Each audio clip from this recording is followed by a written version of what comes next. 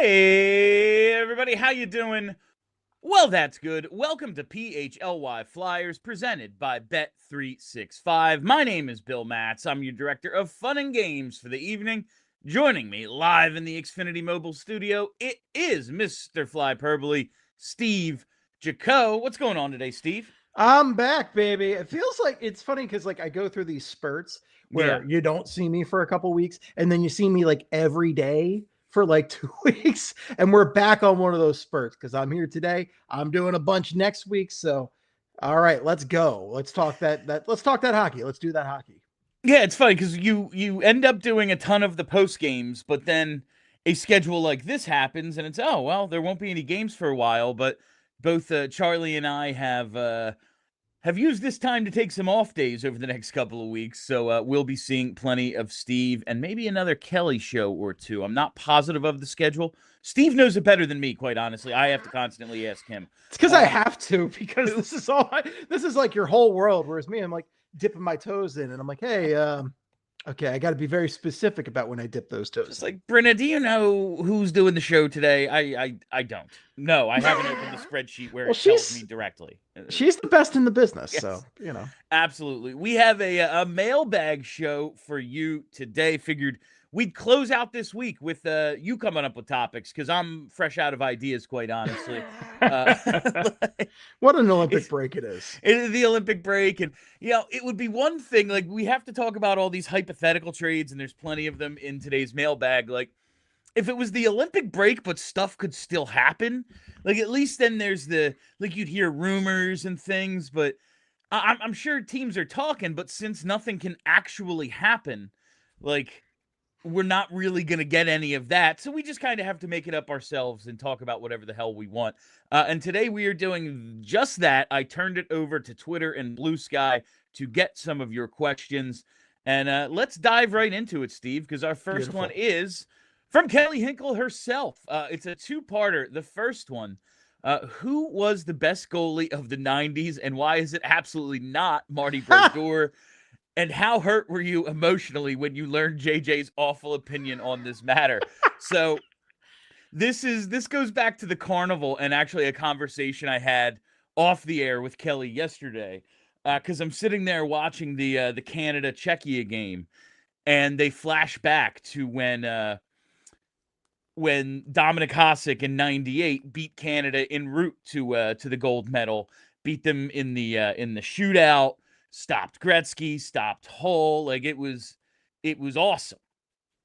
And his numbers at that were nuts. And I text Kelly, and I was like, I have been upset about what JJ and Bush said about the best goalie ever conversation since the carnival a couple of weeks ago.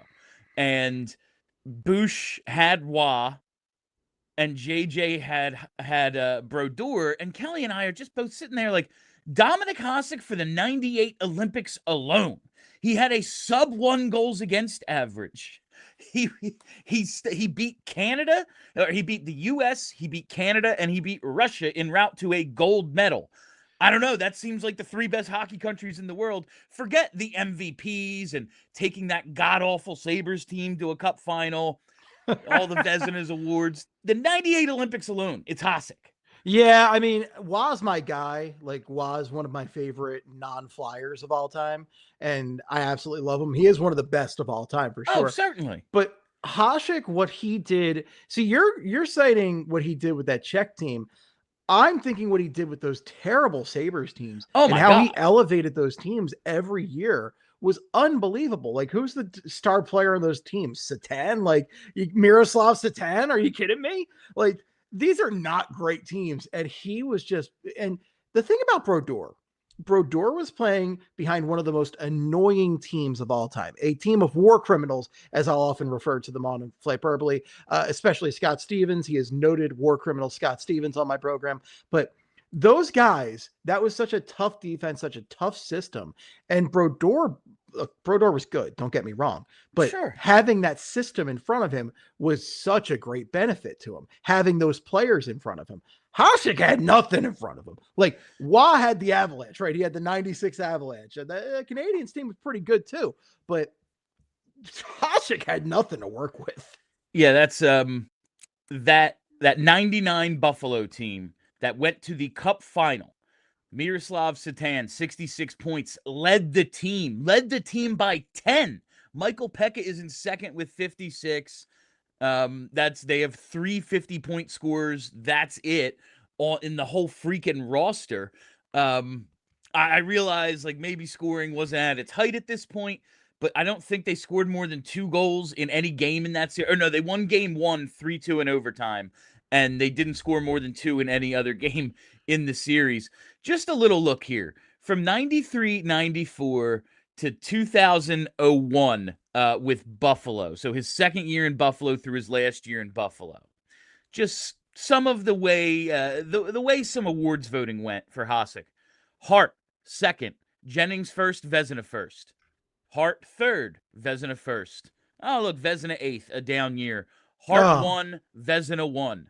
Hart 1, Vezina 1. Hart 3, Vezina 1. Hart 17, Vezina 8, a down year. Hart 8, Jennings 1, Vezina 1. He is the greatest of all time. I will hear no arguments. It's hard to argue. I mean, I think, again, Waz my guy. I think Waz my favorite of all time. But just what Hasek could do.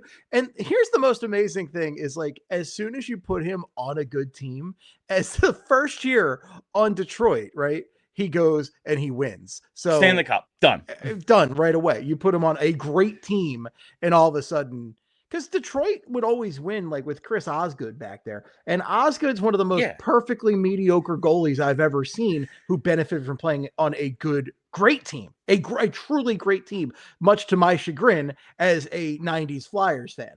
But they were an unstoppable machine. They were a dynasty. Yeah, they were a dynasty. So Osgood was fine, but then you put the Dominator on that team and they were just ridiculous. So I just think what he did with that Sabres team, with those horrible Sabres teams, and the numbers he put up with no defense in front of him, just next level. All right. Hinks actually had a follow-up, second part of her question. What's your favorite soup? I'll hang up and listen. Do you have a favorite soup, Steve? Do you have a favorite soup? I do. And I think my favorite is actually baked potato soup, which is maybe not. I like a baked potato. Yeah. Well, I love a baked potato as a man of much Irish heritage in my background. Yeah, I got a lot going on. I had the Irish. My last name is of French origin, and I got some Puerto Rican in me. So I got quite a bit going on here. But the Irish is very prominent to me. So I love a potato. And baked potato soup, you get like it's creamy. It's got some cheese. You put a little dollop of sour cream in there. Oh, and some bacon. Heck yeah. We used to do a potato bacon leek soup at Bomb Bomb in Glassboro. It was so good. I'm a big fan of soup. I love a French onion. I love any kind of bisque. Would you call like gumbos and things like that soup? This is an interesting debate, and it's funny because I feel like Kelly was setting me up for a Flyperbole debate right here, because we talked about soup a few months back, where Quigley, my co-host Ryan Quigley, does not like soup at all, but he also doesn't like soup, and he doesn't like condiments. Out on the genre? He's kind of a freak of nature. I don't understand it at all, but that's gumbo and like chili. Those are interesting debates. I think they're soup cousins. Like they're not a solid. Like it's not like you're eating like this isn't. You can't say this is a potato or this is a steak. Like it's clearly liquidious. Yeah, liquidious. That's great. Is that a word? I don't know, but I like it. And that's the thing. Is like you've got like they're cousins, right? Where it's like it's got some liquid in it. It's a heartier and a stew, right?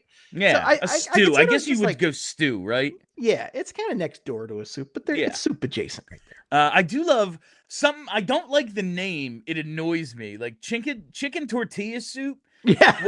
That doesn't make sense. It's not in a tortilla. Like you call it chicken enchilada soup. All right, cool. But any sort of Mexican-inspired spicy soup, I'm absolutely in on. Oh, yeah. I'm just a fan of soup or anything spicy, quite honestly. Oh, absolutely. Yeah. Right. Yeah, Steve, that's funny. All right. Well, then I won't mention the competitor. There is a canned soup I like. That's outstanding, but we can move on. Oh, you can mention it. You can mention whatever your favorite is. The Progresso Chicorina It's got what's the chicken and chikorita? meatballs. Oh, very good. I will eat anything with a meatball. Like I had Rayos makes soups that not a lot of people Yeah. might know about. And I had some Italian wedding earlier this week that has these little meatballs in it. Delicious. I still love old school Campbell's condensed chicken noodle soup. Just give me Oh that yeah. old can. It's been in my nan's pantry since 1994. I want it. All right. Absolutely. One more here, probably before the break. We are through one person's questions, and they are a co-host. That's what happens when I'm on. Laura, this was the because I said feel free to get weird, and she said this was the permission I needed to ask my mostly unserious question. We often talk about Luchanko as being strong defensively and with playmaking, but lacking scoring. Could the Flyers pull a reverse Sam Morin and turn him into a defenseman? I know that experiment failed, but theoretically, that's funny. I always used to make Sean Couturier a defenseman in NHL, but oh, that is my go-to hockey video game move. Is when one of my guys gets hurt, I throw the fourth line center because usually it's a pretty good defensive center. The fourth line center at one of those defensive spots to sub in there. So I'm all about it. And we don't call this a reverse Morin. We call this a Sammy Kapanen. That's right. Yeah. Kapanen, basically, it was just like, hey, we're out of defenseman. Trading Chris Therien might not have been the best idea. Like, that was. I mean, I always thought Desjardins kind of carried that pairing, but that's just me. But like, they just like, and then Desjardins broke a plate in his shoulder having a catch with his son before the playoffs started. Oh my God, I forgot. Ran out of guys. Yeah. Well, and they were a great pairing because especially when they played Yager, because for some reason Bundy, when he played Yager, would just shut him down like nobody's business. Days. But going back to Luchanko at defenseman is what I mean. I think I like him for like a third, fourth line center. People keep trying to like have this debate about like, well, I'm out on him because he might just be. They're going to need a third line center of some sort in the future. And if he's like cheap and controllable, cool. I don't think you really need to put him at defense. Like I'm not. Like, I think I prefer if like he is a fourth line center, that's fine. I think actually one of the things that we would love this year, you make that Ryan Poehling trade 100 times out of 100. Okay. Like Trevor Zegras for Ryan Poehling. It's a picks. Are you kidding me? But would we still love to have Ryan Poehling at 4C? Absolutely. So if we have a good, reliable 4C like Luchanko, I'm in on that. That I don't really know if I have like a guy that I might be like, okay, he sucks. He can't score at all. So let's put him at defense. You could maybe say that about Luchanko, but I like him. I think I like his instincts at center a lot. And I think I like his two-way game there. Yeah. The first thing, like they badly need players who play the position he plays, and having some speed wouldn't hurt them up front. That it would be a nice thing to have. Like imagine him and Tippett together. That would be fun, right? Second, he's sub 6 foot. He's sub 200 pounds. That's like the opposite of what we need. Like, okay, he's a fast guy with good instincts. He might be a really good playmaker. Not much of a shot. We already have that guy. His name is Jamie Drysdale. Like, they need a big guy with a big shot if they're going to turn someone into a defenseman. And I just don't see that as Jett Luchanko. But maybe he will have. Maybe he will be one of those versatile guys, a la Sammy Kapanen. All right, on the other side, we are going to talk. Yeah, on the other side, we are going to talk about a theoretical trade for Auston Matthews. So stay tuned for that. But we got to take our first break.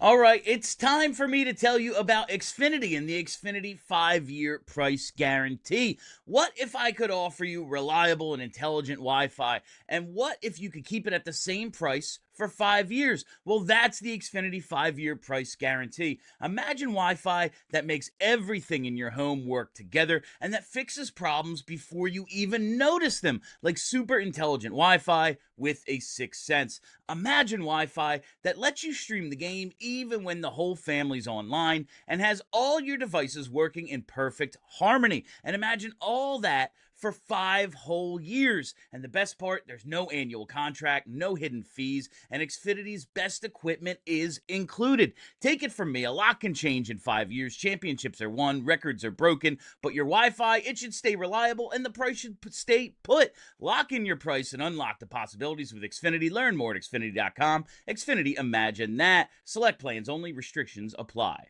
All right, everybody, I got to tell you about how my wife and I are saving money to take a trip to Italy. We have a destination wedding that we are very excited for. But if you've listened to this show before, you probably know I'm not the most responsible with money. But managing your money doesn't have to be a struggle this year if you use Monarch. Monarch is the all-in-one personal finance tool designed to make your life easier. It's my go-to tool for a New Year's financial reset, reviewing spending over the holidays, setting fresh budgets, and getting ready for 2026. With automated weekly money recaps and tracking progress towards future financial goals, it's easier than ever to stay financially fit in the short and long term. And it's helped users save over $200 per month on average after joining. This new year, achieve your financial goals for good. Monarch is the all-in-one tool that makes proactive money management simple all year long. Use code PHLY at monarch.com for half off your first year. That's 50% off your first year at monarch.com with code PHLY. All right, welcome back. It's time for the big takeaway presented by Xfinity. And I made this next question the Xfinity big takeaway because this would literally be a big takeaway, Steve. Twan John asks, would you trade Brink, Cates, Forster, and a first for Auston Matthews? Done. Yes. Yes, I absolutely would. Listen, I want to throw a couple other guys in there. I'm fine with that too. Yeah, I have varying degrees of like for all three of them. We talked a lot about the wingers yesterday, Charlie and I, like what scenarios under which we'd be willing to trade all of the wingers. Basically, they've got like 12 or 13 guys for like 6 spots. And Forster is I want to keep him, but he's also not going to be a deal breaker. Like, oh, yeah, we can get a freaking guy who scored 69 goals a couple of years ago, but it's going to cost you Tyson Forster. Like, yeah, that ain't holding me up. Right, I like Bobby Brink. I think he's about to be 25. It's pretty clear he's not special. And we talked about Cates yesterday, Steve. My thing is they're probably obviously we know they need a 1C, but they need more than that. And if they acquire another like middle 6 center, that probably forces Cates out to the wing.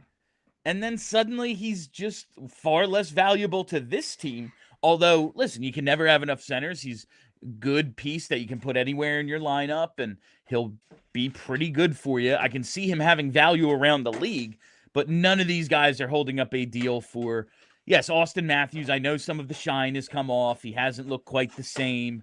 He's had some injuries, but, like, who you getting better? You get better than Auston Matthews? Not available. Well, and also, when was the last time a Flyer scored 40 goals, let alone 60 goals? Like, I'm sorry, just having a guy even capable of doing that. If you look at what's happened with getting Trevor Zegras, who is having a very nice season for the Flyers, but still nothing approaching an Auston Matthews.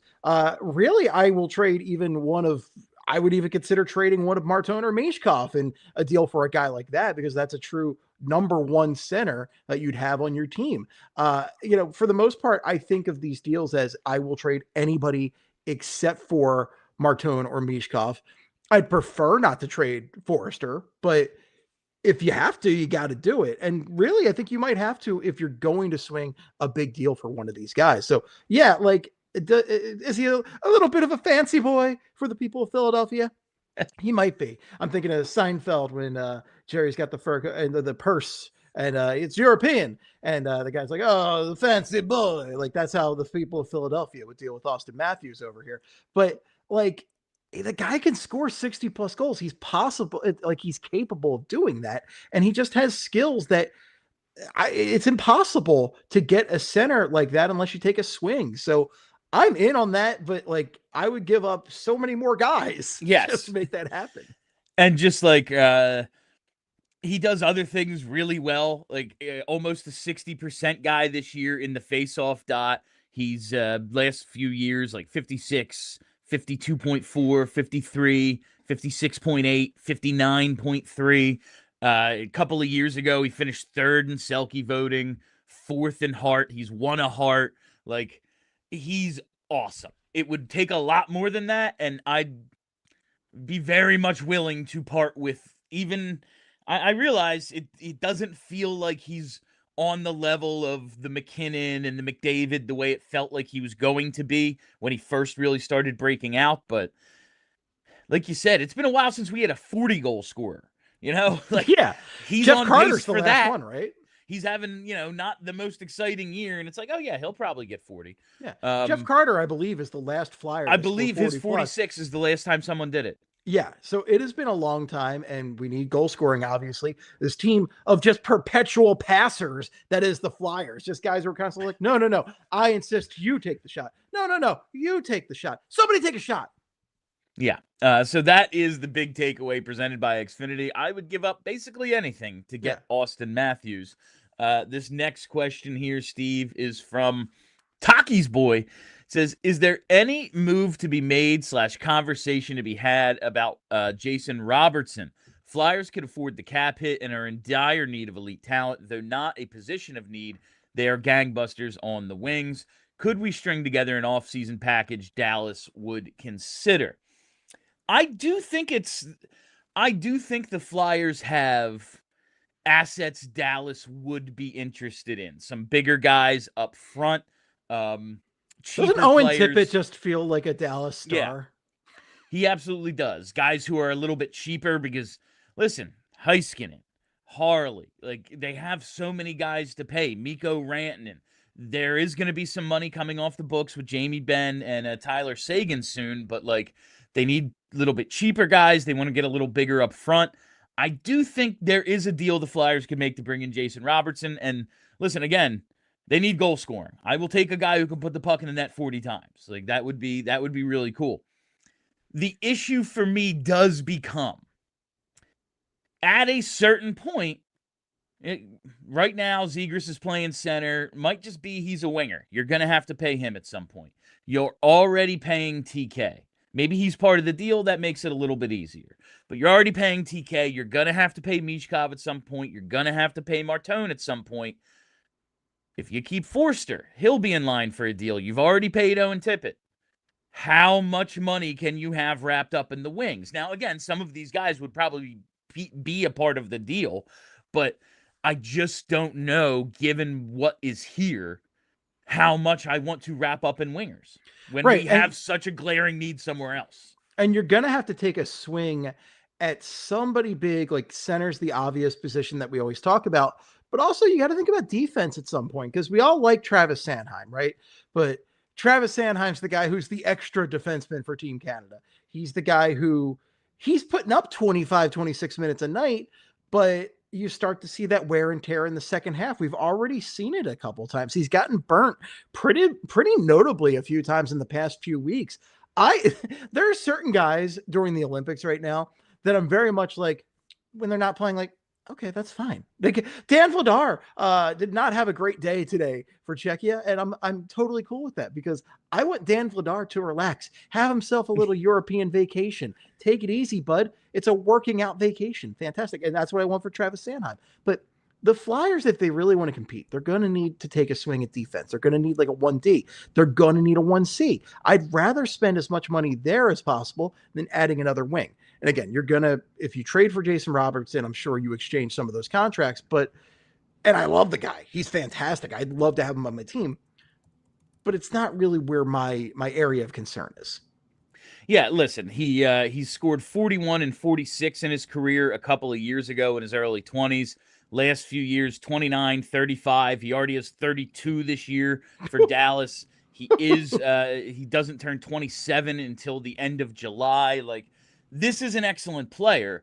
It's just like, I only want to put so much money into wingers, and I only want to spend so many assets to acquire another winger. That's the other part. Like, the cost of acquisition, yeah, I think they could do it, but there's only certain things I'm willing to part with to do it because you got to keep something in the tank to one day sign or trade for or offer sheet a 1C, a 1D, elite level talent at the most impactful and important positions. And I don't want to like, oh yeah, we got Jason Robertson. It's nice to have a 40-goal scorer, but I don't know. who's getting him the puck. And if you're, like that will still exist. And if you're talking about giving up a guy like Forrester for an asset, I don't want to give up Forrester to upgrade at wing potentially. The only way I'm really giving up Forrester is if it's for an upgrade at defense or center. Forrester is a tremendous two-way player. He can score some goals. I like all that a lot. I really just want to give him up to help one of the areas where the Flyers desperately need that help. Yes, absolutely. And I do think there is probably a deal to be made, but I just don't know. I need to know what their needs are more. I've heard they need like some bigger guys up front. They need a little bit of depth. They want to get a few guys on cheaper deals because of all the young talent they do have to invest in eventually. But like Jack Berglund. Yeah. Oh, there you go. Done. There you go. Done. Yeah. All right. Thank you for the question. That was Tocchet's boy. This next one, a two-parter from Anise. Her first question. Steve once called Ryan Poehling the pretzel tray of the Philadelphia Flyers. What are our new Flyers bringing to a party? That's right. I did call him the pretzel tray when we were talking about what they would bring. And the pretzel tray is the ultimate reliable thing that a Philadelphian brings to a party. Yes. Well, I guess if we're talking about like some of the newer guys in the system, like what is Trevor Zegras bringing to a party? Because I feel like it's got to be something that's a little risky, but it's a high reward. So like, what is that ultimately? To me, Trevor Zegras is the ultimate spent more than he can afford on wine and doesn't really like wine. Yes, I love that. Absolutely. You went to the wine shop and you're like looking What's at that international section. Like, yeah, try this out. And you have no idea how it's going to be. So you're going to try that wine and you're going to have high expectations, and you better hope that's nearly a point per game kind of wine right there. Yeah. And then they all just end up taking shots of it. And then I think Dan Vladar, would be the other big one to address here. So Dan Vladar is a guy that you kind of went in, like, you saw him up front and you were like, oh, this is all you brought? But then it turns out to be like a banger. Like, is that like a 7-layer dip or something like that, where it doesn't look appetizing? And then you're like, this rocks. I do love a good dip.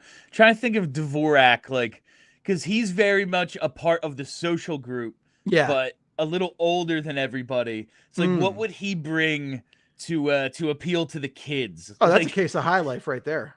Yeah, that might be it. High Life for PBR. Like, what's up, guys? Yeah, and it's like one of those things. Like, that's all you brought. $2,000 bottle of wine. Yeah, and then it's like that's all you brought, but then like everybody's drinking it. Yeah, the wine sucks.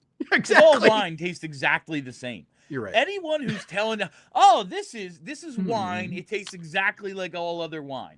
All these earthy notes here. Yeah. I'm a beer guy. What can I say? Yeah. All right.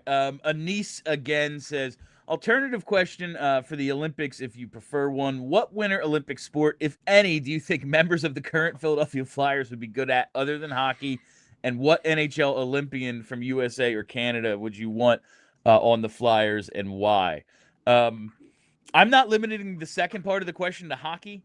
I want that Ilya figure skater dude who does like backflips and stuff. He's insane. I just want him like, if he could teach a little something to Michkov and Martone, right? Like just a little bit. I love just that he's wearing Ovi's laces too. Like that is so cool. I absolutely adore that.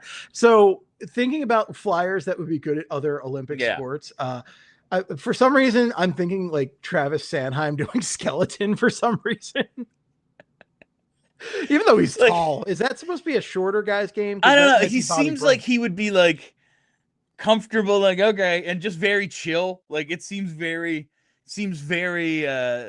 scary, honestly. Oh, and it seems terrifying. Be like, all right, we're doing this. Like that, I could just see him hanging.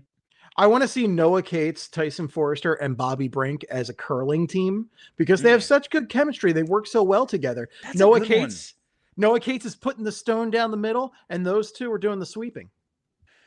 I feel like, what is it with the skiing and the shooting? Is that biathlon? Yeah, I think so. I feel like Nikita Grubenkin would be great at that for some reason. Oh, I could see Grebby being good at that. Well, it's like, he's got that like rugged Russian look right now. That's just like, yeah, man, that's how I make lunch every day. Now, is there anything with accuracy that we could maybe throw Trevor Zegras into? Because he is a great passer, and I don't know. I don't know enough of the events. I feel like that would be a curling thing. Yeah, and none of the Flyers are strong enough skaters to be figure skaters. So. No, God, no. Yeah, no, absolutely not. All right. You know what? Skiing. I could see Trevor Zegras being a skier or a snowboarder with that flow.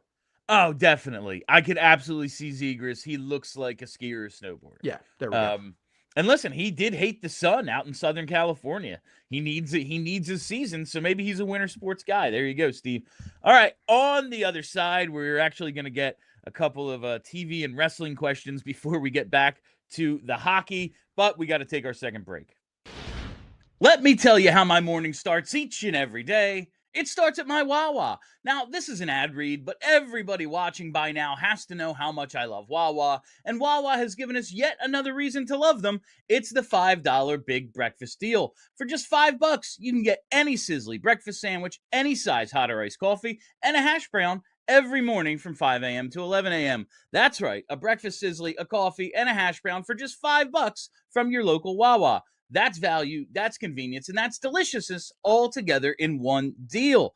And while you're picking up your coffee, check out the brand new Caramel Chocolate Craze coffee flavors. You can try caramel, try chocolate, or mix them together for a sweet treat that will start your morning off right. The $5 Big Breakfast Deals for a limited time and exclusions apply. See Wawa.com for details. No need to overthink breakfast. Just grab and go and get on with your day. You gotta have a Wawa, and let's go Flyers. All right, everybody, it's almost the new year, which probably means you have big goals, but if you're like me, you've probably got no time to cook. Well, that's why Factor's been huge, because Factor makes it easy with fully prepared meals designed by dietitians and crafted by chefs, so you can eat well without the shopping or cooking. And in every Factor meal, you're looking at quality, functional ingredients, including lean proteins, colorful veggies, whole food ingredients, and healthy fats. There's no refined sugars, no artificial sweeteners, and no refined seed oils. And you get great variety, 100 rotating meals every week. It's always fresh, never frozen, ready in about 2 minutes,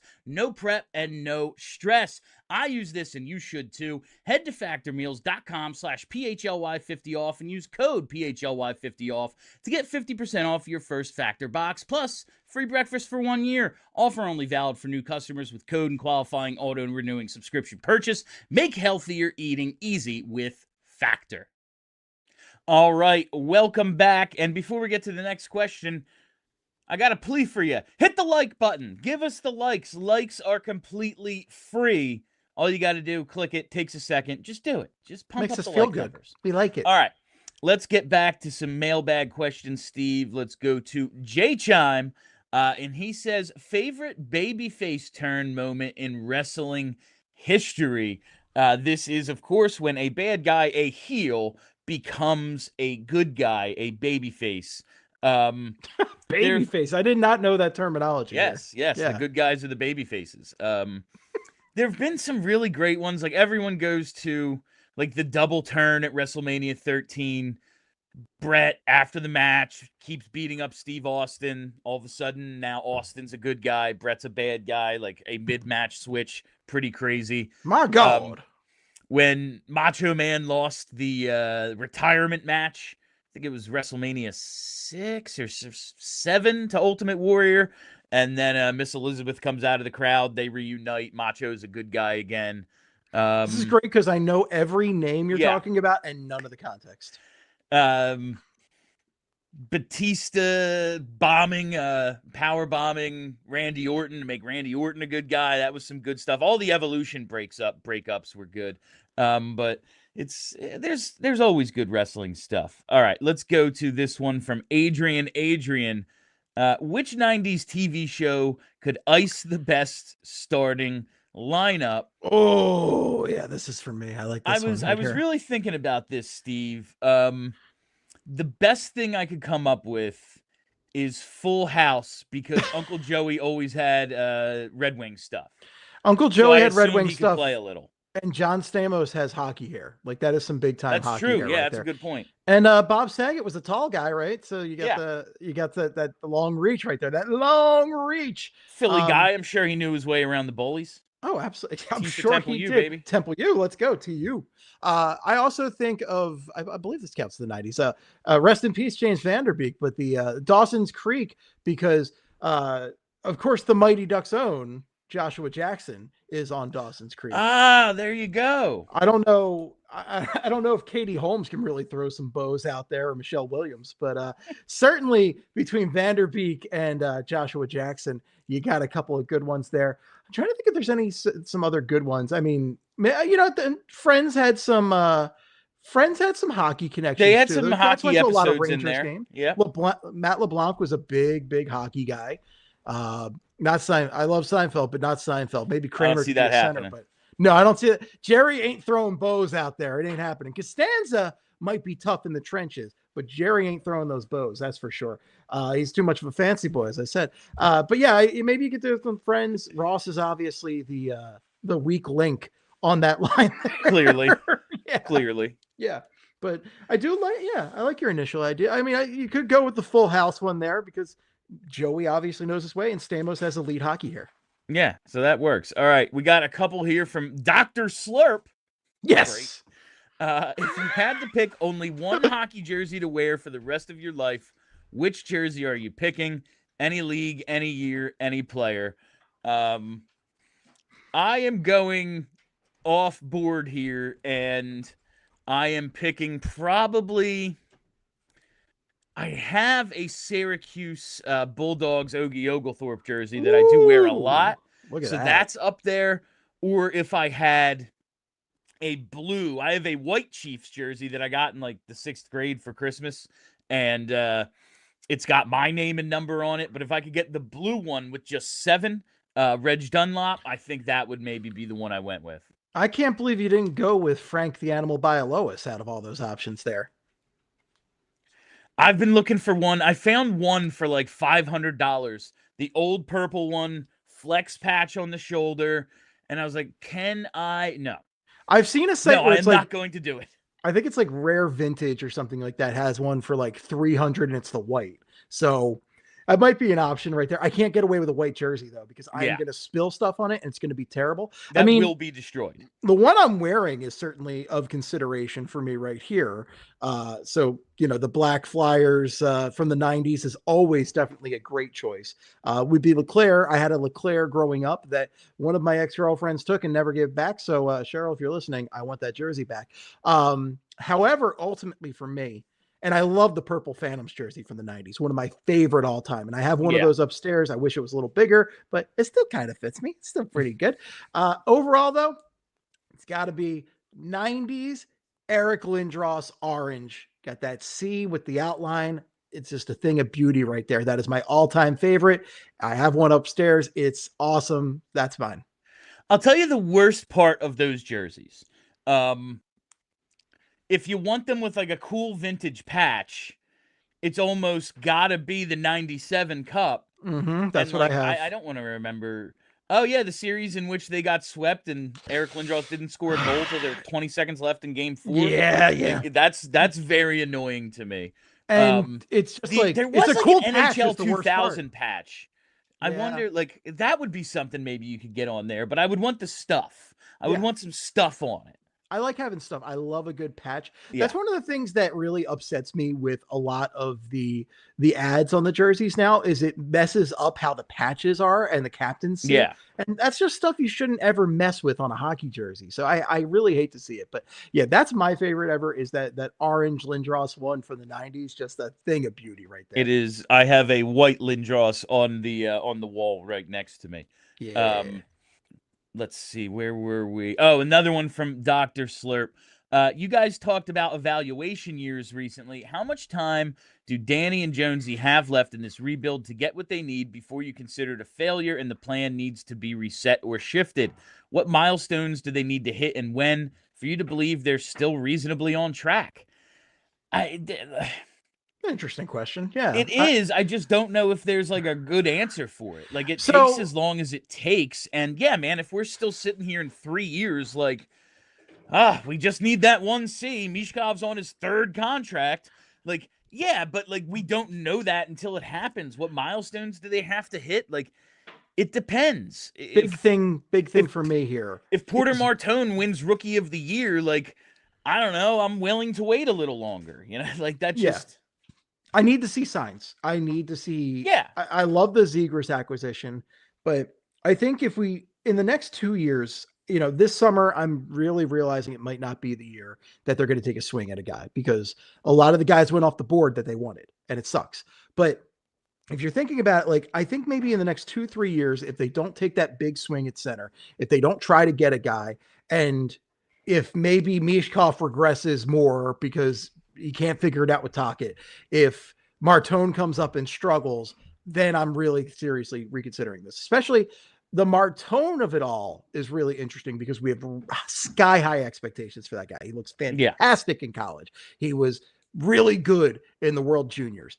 There's no reason we shouldn't be excited about Porter Martone. He looks like a grown ass man out there. So we are pumped about Porter Martone. But if Porter Martone comes up and 2 years in, he does not look nearly like the guy we expected, and let's say like James Higgins is out there really crushing it for Boston, that's a good reason to kind of be like, why didn't they get the center when they had the chance, So stuff like that's going to be a big factor. And I hate comparing draft picks like that, but I think in this situation where they took a winger when they didn't really need a winger, and there was a center available, and they decided to go with the winger because they thought the winger was easily the best player there. And I think we all agree early before we see them in the NHL, but if it ends up being the opposite and you see it pretty early on, that's going to be, I think, a big thing that's going to make people raise a lot of eyebrows. And I think people are already frustrated with, we saw all the outpouring after Tocchet's response about Michkov's ice time.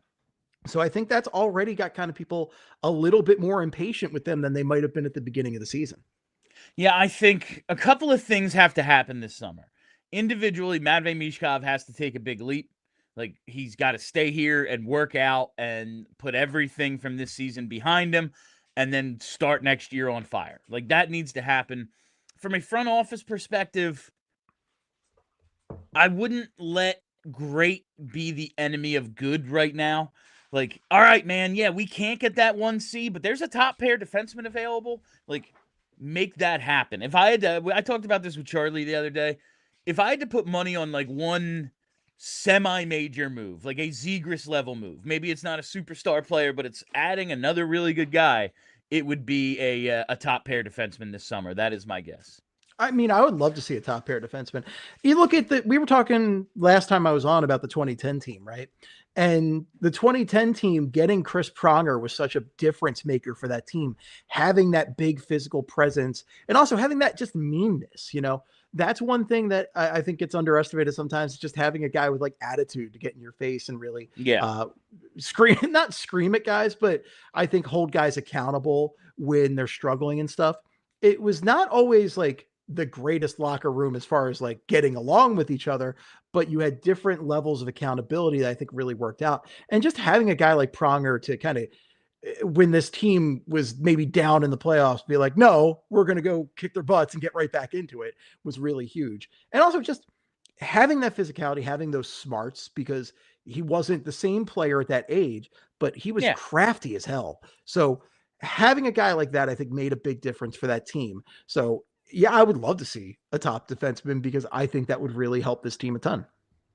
All right. Before we get to the next one, let's take our last break and then knock out the rest of these questions.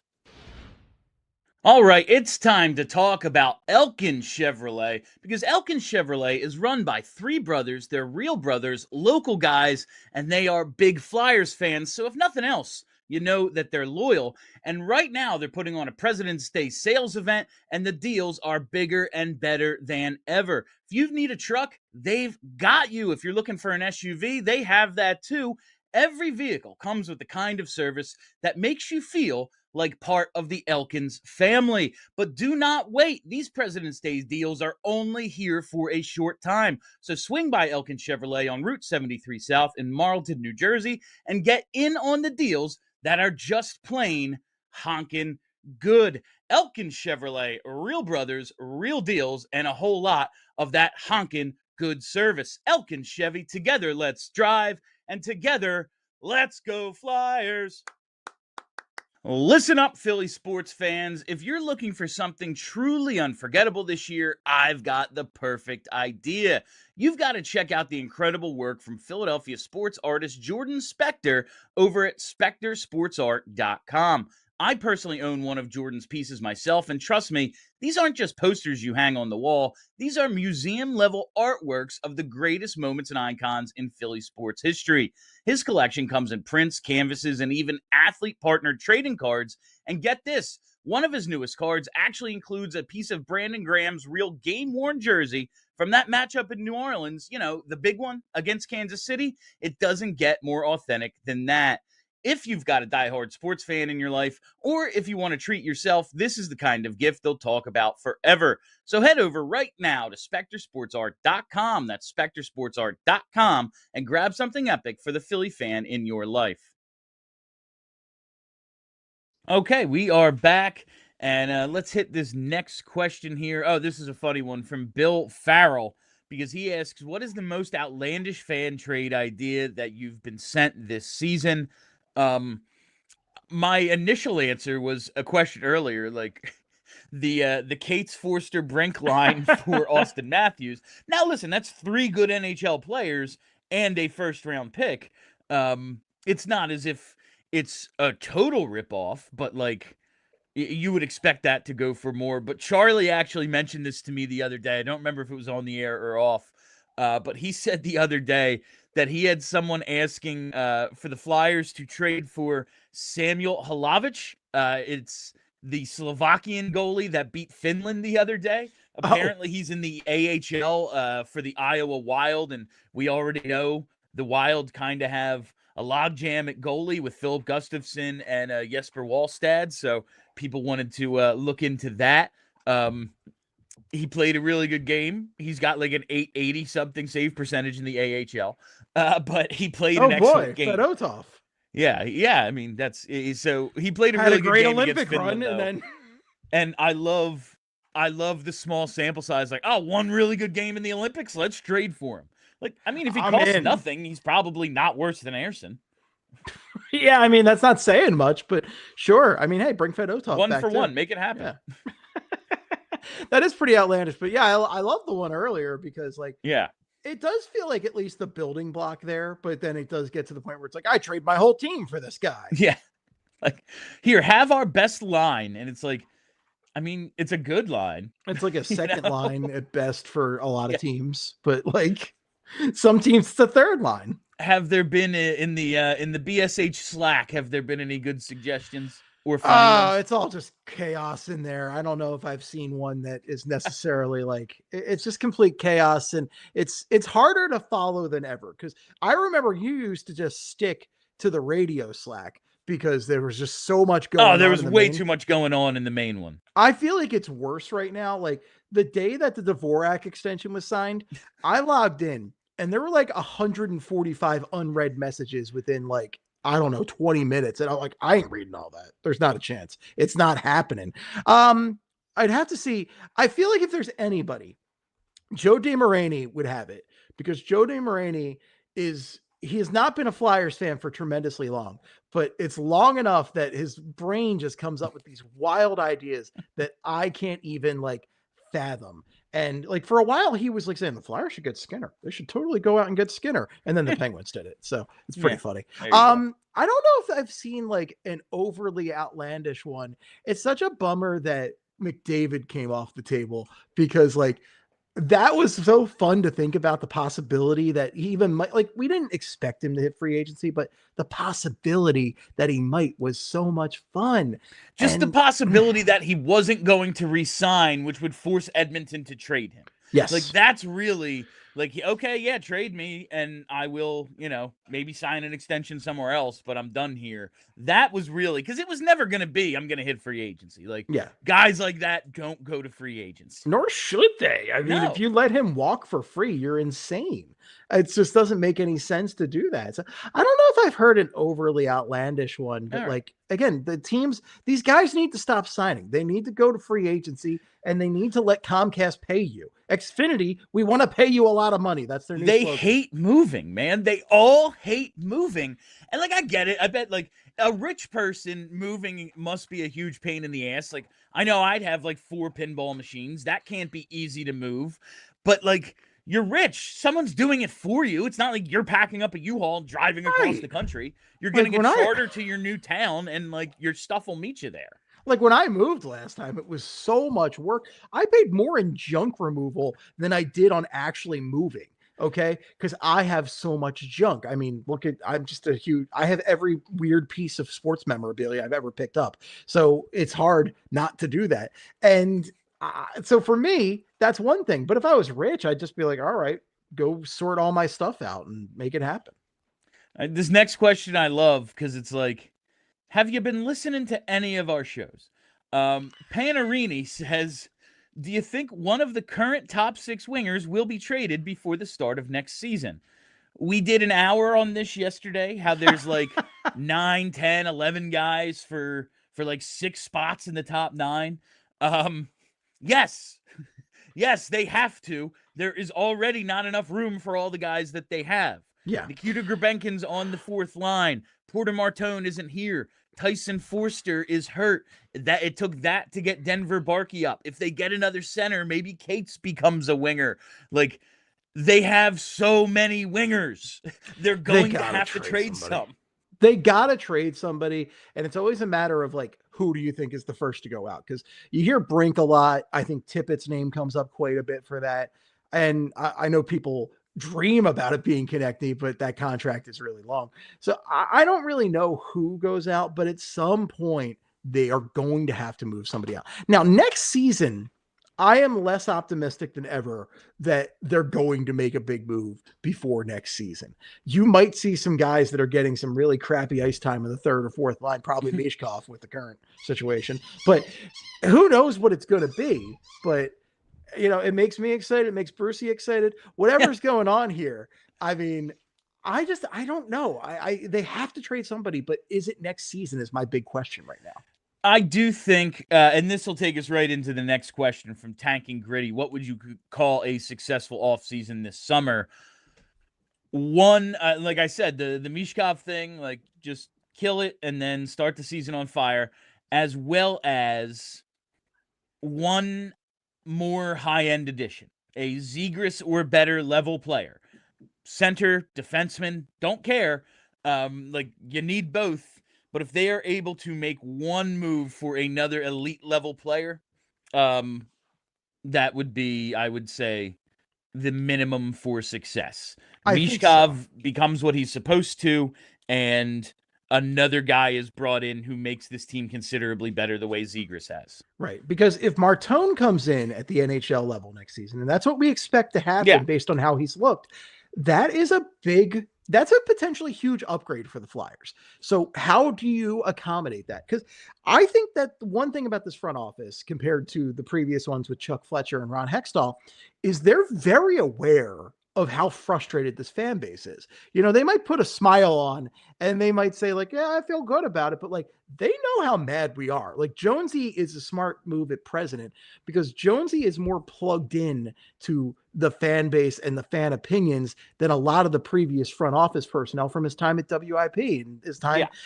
working as the Flyers, color analyst. So Jonesy is a man of the people in many regards, even if he might make decisions sometimes that you might not agree with and say stuff you don't agree with. I think he's very aware of the frustration of the fans and he sees it. So I think Danny Briere is too. And they don't want the apathy that has come into this fan base. You know, how often do you go to people and you say, I really like the Flyers. And like, oh yeah, I stopped really paying attention like 15 years ago or something like that. Yeah, they are all the time. Dan Hilferty and Keith Jones are very aware of their standing in this city. And I do think that, like, in order to get people excited, yeah, man, like, rookies will get your current fan base. Oh, yeah, man, Porter Martone. But people don't pay attention to that stuff. Like, casual fans, all right, yeah, man, call me when he's 24 and actually great, you know? Like, that's when they'll notice it. But a big acquisition, a trade, a signing, an offer sheet, whatever the hell it takes, that makes people actually like, oh, let's get some tickets. Let's buy a t-shirt. Like that sort of thing is what gets people to actually pay attention and spend money on the team, which is the ultimate goal. Also, if we're talking successful offseason, you got to upgrade your tandem in net because Vladar has been great, but Ersson, as we've talked about time and time and time again, to the point that I'm sick of it, Ersson, you got to upgrade. You got to move on from Ersson. You got to upgrade in some way. Maybe give Kolosov a shot, as you said before, but I would prefer if they could make some sort of NHL level upgrade. So if they do that this offseason, I feel a lot better. That's I made the proposal yesterday to Charlie. Cates and Brink for Jesper Wallstedt. My ultimate offer is Cates, Brink in 2 seconds. They need we gotta have 2 seconds. Yeah, they need some cheaper guys. They want some bigger guys up front in Minnesota. I think you could probably get it done. I know Brink doesn't necessarily fit like the bigger guy, but it's not like he's not feisty. And the from there factor for both. I think, listen, remember Parise and Suter. I think that stuff does matter a little bit to the Wild. I think you might be able to get that done, and now you have a really good tandem. Oh, the people of Minnesota love a boy that's from there. All right, let's get one or two more in before we wrap up today's show. Let's go to Obi Trice. When Tocchet comes back from the Olympics and a reporter inevitably asks him about the experience, if he starts talking about how all the players were in great shape and kept their nutrition on point, does Danny reach his boiling point and realize this won't work?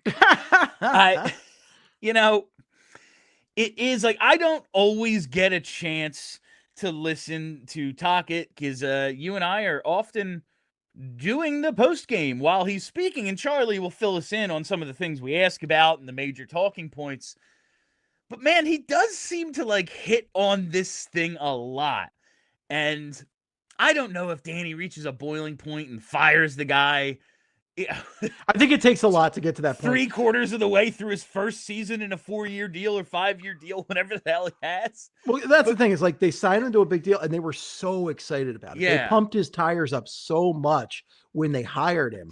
I would be so stunned if they moved on from him after 1 year, because he's also just like such a name that people respect. Like, you've seen it on some of the other podcasts out there, how there's been this big pushback from the comments. Flyers fans freaked out about the comment about the in shape and everything.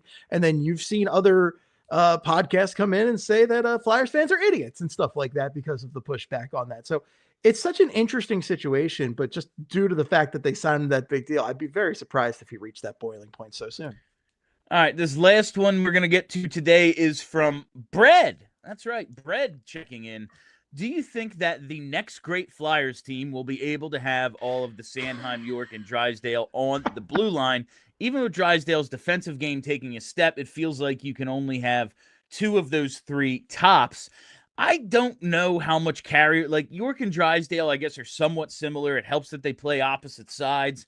Sanheim can play both ways. I just don't see a ton of similarities between Sanheim and then York and Drysdale, other than like he skates pretty well.